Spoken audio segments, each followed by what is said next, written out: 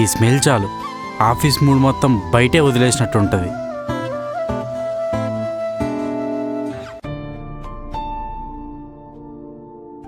చెప్పు ఏమైంది? నువ్వు ముందు చాయ్ కంప్లీట్ చేయి. చెప్పు. నేను కొంచెం షాపింగ్ చేసా. కొంచెం అంటే చాలా చేసా.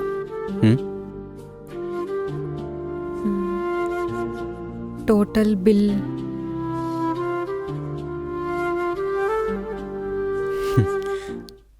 నువ్వు కొన్నావంటే ఏదో ఒక అవసరమై ఉంటుందిలే.